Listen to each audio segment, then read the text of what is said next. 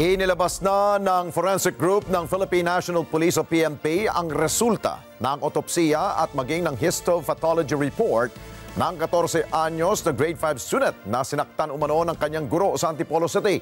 Lumabas na ang pamamaga ng kanyang utak at pagdurugo ng kanyang utak ang sanhi ng kanyang pagkamatay. Kunin natin ang live report ni Mar Gabriel.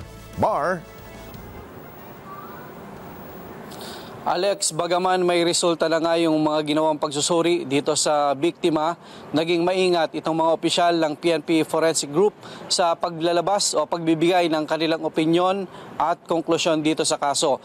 Nais daw muna nilang makausap ang pamilya ng biktima para maipaliwanag ang tunay na sanhi ng pagkamatay ng kanilang anak.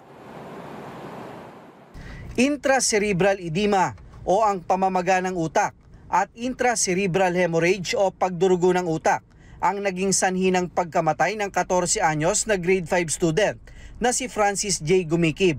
Base yan sa resulta ng isinagawang autopsy at histopathology ng PNP Forensic Group sa labi ng binatilyo na umano'y sinakta ng kanyang guro sa Antipolo City. The said examination showed cerebral edema secondary to intracerebral hemorrhage consistent with ruptured arteriovenous malformation. Sinabi natin na non-traumatic, ang nature po ng pagputok ng ugat na yon is mostly it's a rare condition, but it's the most common cause of intracerebral hemorrhage in the age group, considering the age group of our patient. Ayon sa mga eksperto, karaniwang nangyayari ang ganitong kondisyon sa mga batang edad 1 hanggang 18 anyos. Hindi pa malinaw sa ngayon kung ano ang sanhi nito. At first po is asymptomatic, walang symptoms, tapos bigla na lang po. Kasi yung fragile po yung mga ugat na yon na it can rupture or burst simultaneously or spontaneously. And in other cases naman po, meron pong tension on that particular anomaly doon sa utak. In this case po, yung hemorrhage po as back up by the CT scan din po from the hospital, it came from the innermost area, which is initially it's in the medullary contingent area. Hindi naman direktang sinagot ng Forensic Group kung ang ginawang pananampal ng guro ay maaaring mauwi sa pamamaga at pagdurugo ng utak. Sample is there is no, wala kasing definite na force. May sample na malumanay, may sample na malakas. We don't know yet that.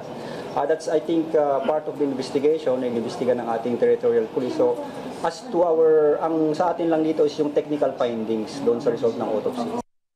Base sa ulat, September 21, nang sakta ng gurong si Mirasol Quezon si Francis J. na kanya raw ininda at idinaing mula noon. At noong September 26, nahilo at nagsuka na raw ang biktima, kaya dinala na siya sa ospital kung saan siya na-confine ng 6 na araw hanggang sa bawian ng buhay noong October 2. Alex, ayon sa Chief of Police ng Antipolo City Police, kasalukuyang nagsasagawa sila ng case conference kasama nga itong pamilya ng biktima at mga taga-PNP Forensic Group upang ipaliwanag nga itong naging resulta ng autopsy at nitong histopath at ipaliwanag din kung bakit nauwi sa pagkamatay ng kanilang anak. Alex? Alam mo, Mark, tinignan ko ang isa sa mga tanyag natin, yung kanyang message sa isang tanyag na pathologist dito sa ating bansa. Medyo nagkaroon siya ng katanungan. Ang una niyang tanong, anong due to what, sabi niya. At ang isa pa, that doesn't explain why he died. Medyo may mga katanungan pa. Ito'y si Dr. Raquel Fortun. Kilala natin na isang magaling na pathologist yan. Pero yun nga, gusto kong katanungan, yung mga katanong na yun ang dapat kasing sagutin ng PNP Forensic Group. Mar? Yes, Alex, bagaman ibinigay sa atin itong ang initial findings ng autopsy, no? Hindi naman tayo nabigyan ng kopya nitong mga ginawang pagsusuri, kaya hindi natin masyadong nausisa itong naging resulta, no? May mga medical terms na hiningan nga natin ang layman sa napaliwanag sa kanila para mas maintindihan ng publiko.